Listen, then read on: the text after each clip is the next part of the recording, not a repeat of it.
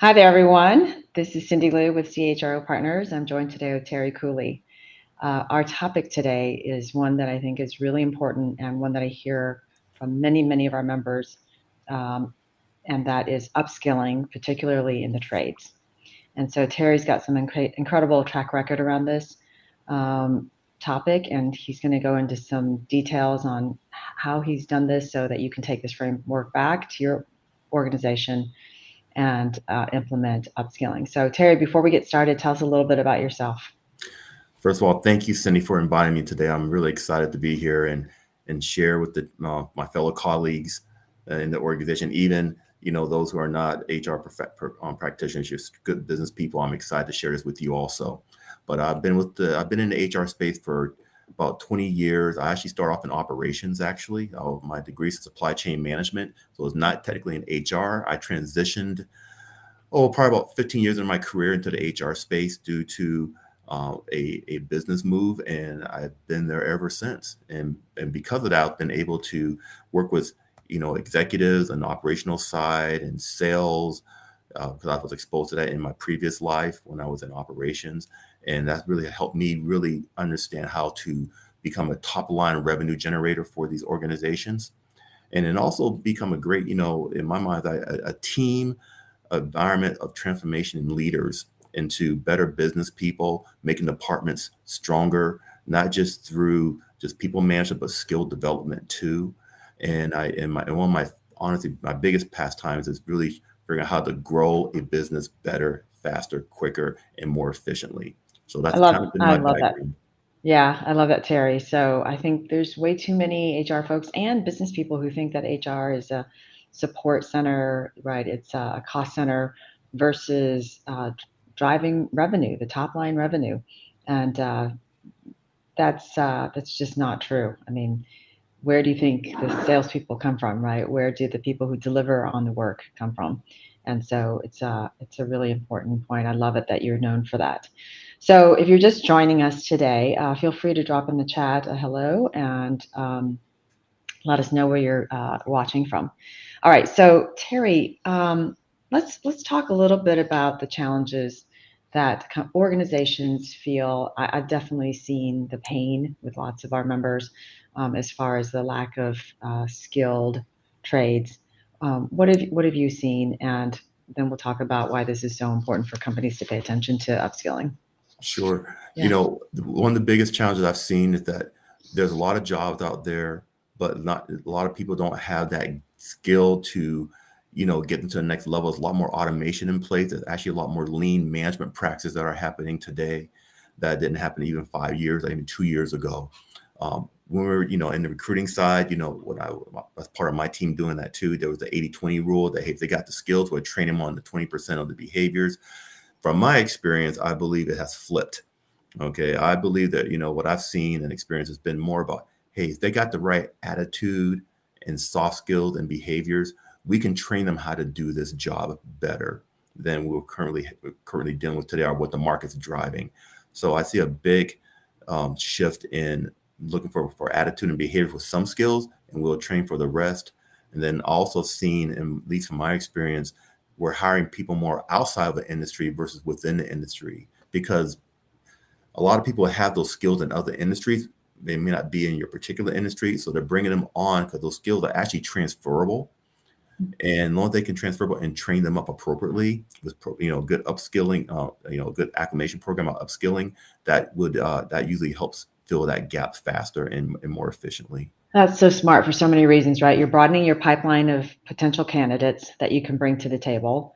And plus, you get candidates that are so appreciative of the role because you're bringing something to their career, right? If you're willing to invest in them, that's a pretty big deal to people these days. Yeah. I think we were looking at some stats before this, and they were saying something like in the construction industry, 80% of the roles are not filled. That in 2024, there's something like 8.1 million roles that have not been filled, and the majority of those are in the blue collar trades. Tell me how you define upskilling. What does that mean to you specifically? You know, I look at upskilling more as a strategy that's intentionally instituting continuous learning and development activities, for the betterment of your employees, your stockholders, and your customers. All right. And I put it in that order actually, because if your employees are doing what they should be doing and they're growing, the stockholders would benefit from that. And then because of that, the customers will also benefit from that. There's, and a good upskilling process to me is that the roles really focus on those essential building blocks that can reduce the company's turnover, minimize I call it escaping of intellectual property and skills, and then also improving employee satisfaction and opportunities. And most importantly, all that brings together employees on role in being accountable for what they do. Yeah. Yeah. I think, we used to say to managers, look, if we found somebody with 100% of the skills, and what do we need you for? Right. So, bringing this training to folks is, I think definitely everybody wants to continually learn. And I'm curious what, why, other than top line revenue, right, and shareholder wealth, what are other reasons companies want to consider upskilling their talent? Well, everyone talks about retention these days, and Hmm. when it becomes a business case of, hey, do I want to continuously recruit for folks? I'm not taking anything from recruiters, but there's a time and a place really that you say, hey, I've got people in house. They're good people. I know who they are. I know what they can do. Are their skills able to be transferred or upgraded versus having to go outside all the time? And what that does, people see that as an investment in them. And one of the, the thing that I really believe that people should look at when we're talking about why would you upskill is looking at voluntary turnover, Hmm. because that cost actually becomes sunk. If the people leave, say, I don't feel appreciated here, or I don't like how I was trained, or I don't like the manager, depending on the size of your company, you can lose about $200,000 annually to several million per year of turnover cost by not investing in the proper training for those key positions that impact your revenue, putting mentors involved that can accelerate that training and also give a sense of security for someone going into a new role. I don't care if you've been there 10 years or 40 years, if they're able to do that Yeah. and make them more efficient. Yeah. And so those are some things that I think are very important. Yeah. More specifically, what kind of roles did you uh, upskill? Sure. My last space, we looked at craft positions, Okay. skilled craft positions, because that was a role that was a key revenue driver in the organization. And to me, that's, me and the senior team really want to focus on that. Yeah. And so, how did you measure success other than you talked about involuntary turnover? What were some other areas that you measured from a success perspective? Well, we looked at some key things such as revenue per man hour. It's very important there because I guess the school, that, we try to come from, that if you increase the revenue comes, the cost will take care of itself. Hmm. All right. And then we also looked at course cost per hire, and we also look at, I mentioned earlier, but the voluntary turnover, because, you know, and if that's decreasing at your branch and you're bringing stability in your locations, your revenue technically should be increasing also, unless you're overspending somewhere else, but it's not going to be on the HRs and the people side. Okay. So it really gives you a chance to hone in on your business because other things are stabilizing. So, Okay. by looking at those three things, that would drive profitability for either your locally, regionally, or even company wide. All right. So I want to say hello to Peyton Hutto. Thanks for joining us from Dallas. And feel free to drop any questions that you might have into the chat. Terry, I want to dig deeper into your actual steps, Sure. right? So give me as much detail as you can in the next 20 minutes of the steps that you took in order to get a program like this pushed through. So many people would just be like, recruit harder, right? Like leadership teams would be like, well, let's have the community college do something. Let's have, right, somebody else take charge of our training or just keep trying to find more people. how did you get this approved? I mean, this is not a Well, small. first of all, those are all good ideals that people have employed in the past, but Mhm. but there has one ideal by itself is not going to create the silver bullet. So Mhm. one of the things that we had to do was, really the senior leadership team, which included our safety leader, our CEO, our operational leaders, my team, finance. We all had to come to terms of what this impact can do to us if we decide to invest in this endeavor here, because this is not about an expense at this point anymore. It's really about what I'm going to invest, because what I'm spending is moving faster than what I could invest. Mhm. And that's so one of the things we had to do is really put a business case together that really talked about some of the things I shared earlier about stabilizing the workforce, reducing the turnover, what lost revenue that we're having because Mhm. of this also. And then also the overall employee morale and engagement. Like, what are we trying to become?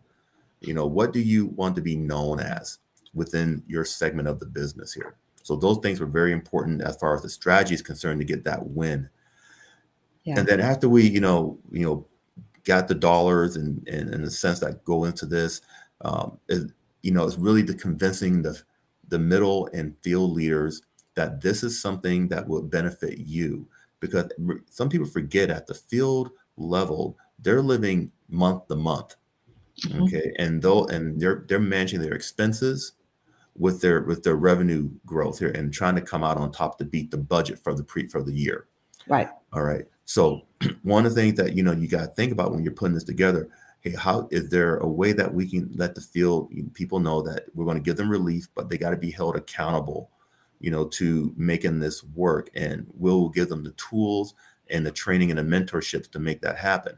So a couple things that we've done, we did identify within the organization who are mentors to the company, people who know how to work the equipment, to Mhm. understand what efficiency looks like. Those people were identified. So we start building the platform before the training even got started.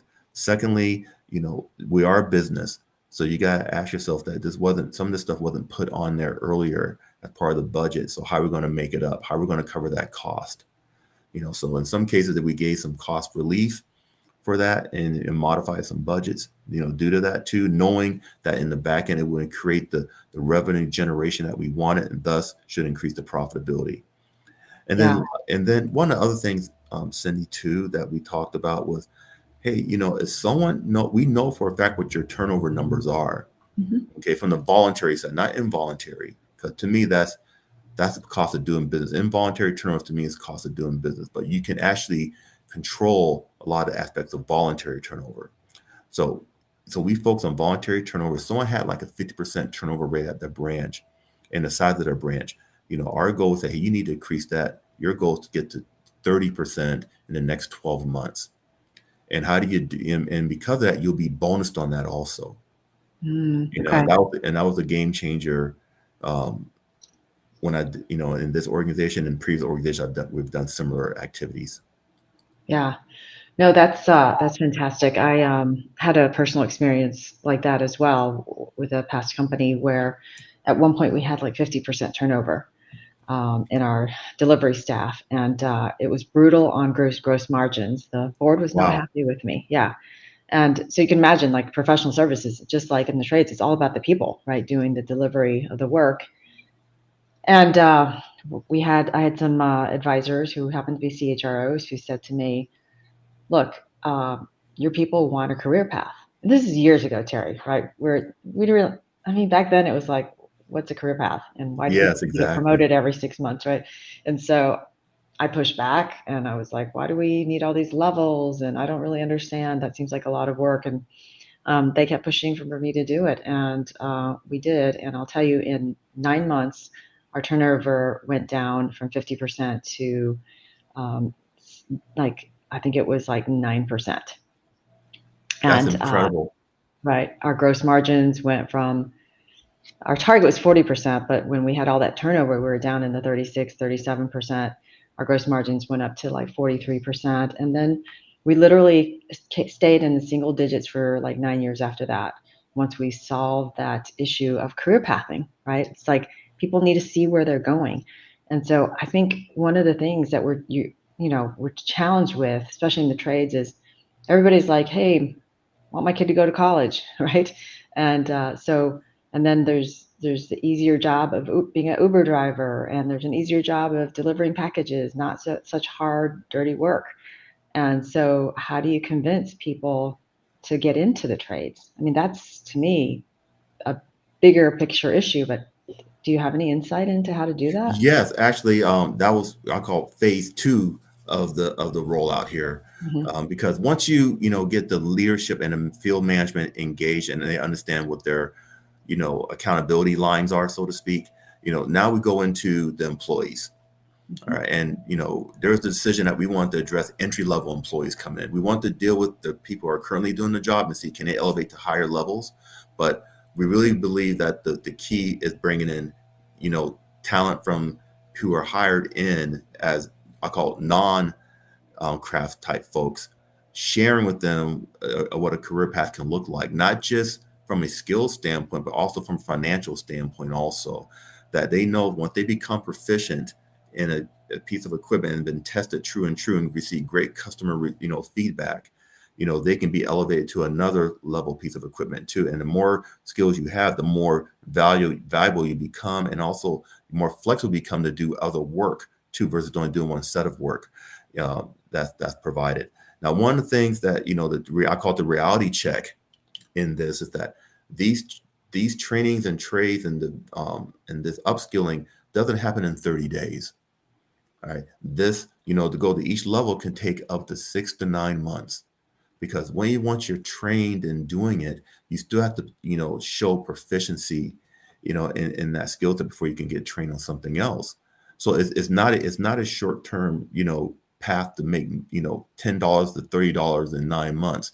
It's really years that get you into place here to get you where you need to go. But the increases are significant enough that people say, wow, if I can learn this, I can get another Hmm. $2 to $4, whatever, wherever it may be, X dollars. And they see, hey, I can raise my family on this. Yeah, I can do things I couldn't do before. I can change trajectory of my lifestyle due to this. You make six know, figures doing this, Exactly, right? exactly. Because Yeah. just like you said, Cindy, with any other, especially in the craft space here, we do outside work. A lot of them are outside is dirty. You got to deal with the weather, the elements. You got to sometimes deal with, customers that are pushing you to go somewhere else. To push to get it done faster versus trying to do it right. So, those employees are under a lot of pressure. But the name of the game is professionalizing the role and knowing that again it's a career path, not just a job. I And love that's that. what the upskilling has. That's one of the values of the upskilling when I talk about engagement and involvement, because they will let you know when a customer is trying to push the system, that reporting mechanism to do that, but also they know that they're not going to jeopardize their future because they're trying to rush. Yeah. I love that, professionalizing the role. And it seems to me that what you did was really paint a very clear picture of what the future can look like.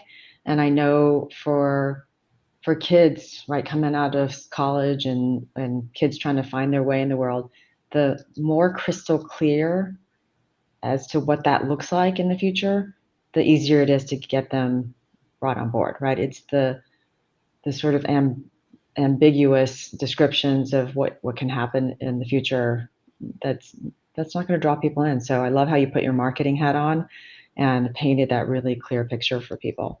Well, thank you. Um, yeah, so I want to go back to one thing that you talked about. And of course, convincing top management, I think sometimes these days is actually easier than convincing middle management, right? Convincing the field to get engaged. So I'd love to hear a little bit more about how you got those middle managers, right? The people who are in the field. Number one, I think you talked about, hey, sometimes corporate may have to fund and provide some support from corporate because it wasn't in their budget.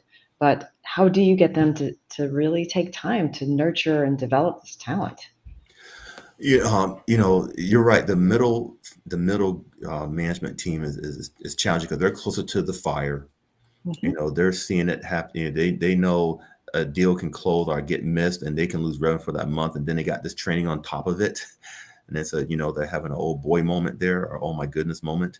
So, so what we really, these are like, we had to conduct like small meetings, more like, miniature town halls. And we had the total support again of the regional leadership there as to help, spur this on. But also I cannot overemphasize that this was a deal that, safety was involved. So the safety, regional, local safety managers were engaged in it. The HR business partners were engaged in it too. They were promoting it. We had, people from, the project management side understand that they can win this too, because it has flexibility of how we can bring people in and out of certain projects that has certain skill sets without doing a lot of transportation mobbing, so to speak, mobilization, because they got a lot of local talent that can do what they need to do there. So there's a lot of good things that selling the group on that would, that help the middle management say, hey, something, this will make us more nimble with our customer base, first of all.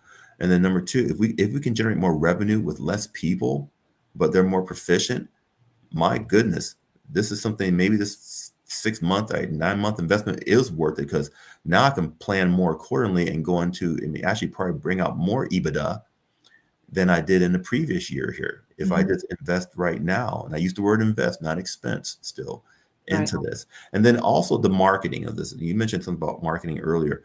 We have to market. We did market and still, market the wins and market, internally and externally. And when I say internally, I mean to the whole organization.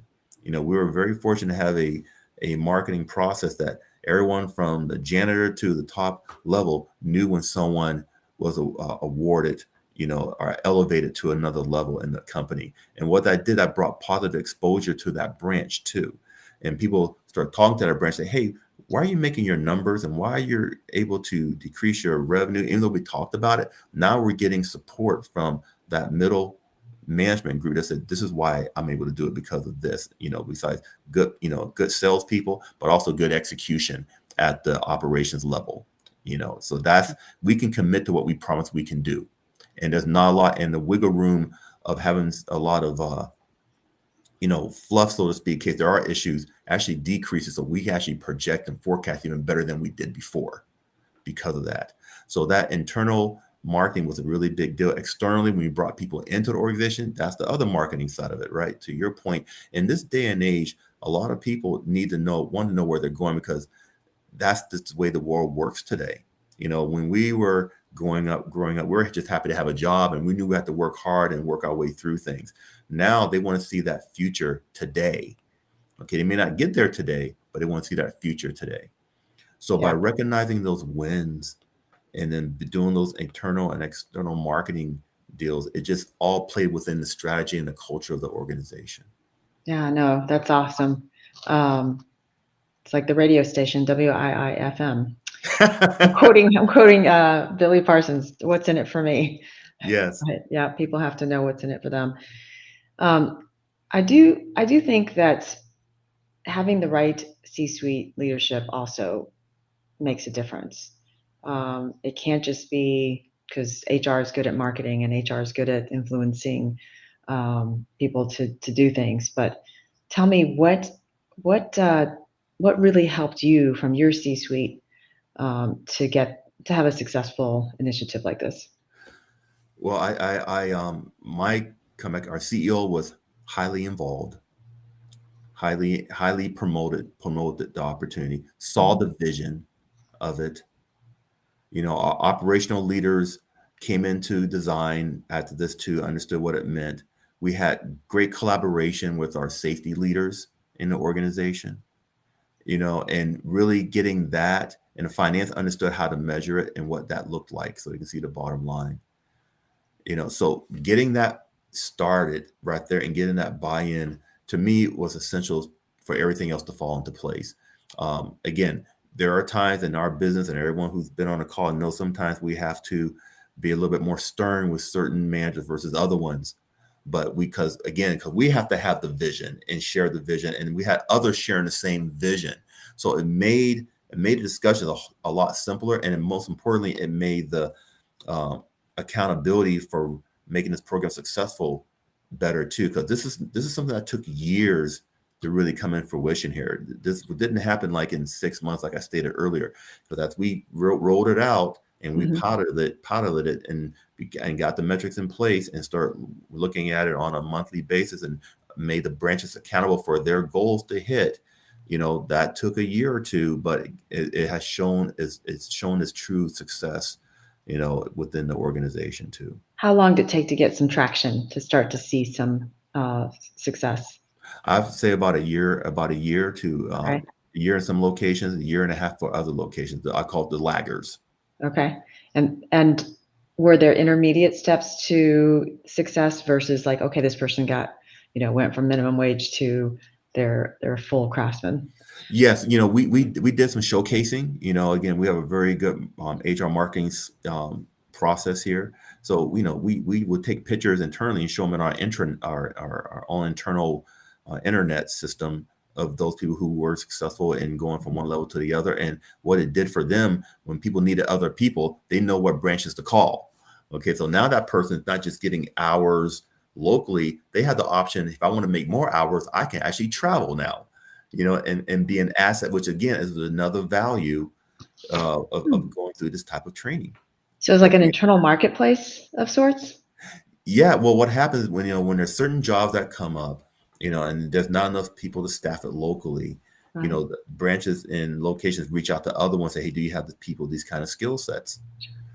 All right. So what happens, that person actually becomes more of a bigger attribute to the organization, but also it gives the branch that's maybe not as busy some cost relief also. Oh, that's brilliant.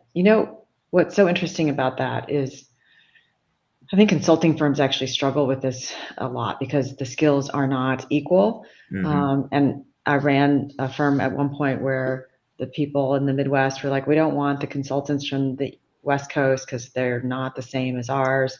And I'm like, well, you can't go hire anybody else because we got people on the bench, right? You got to try to use Yes. the people that are there. And that was a big bone of contention. The salespeople are like, no, we don't want them. And I'm like, holy cow, that's not good, right? That's a huge consequence.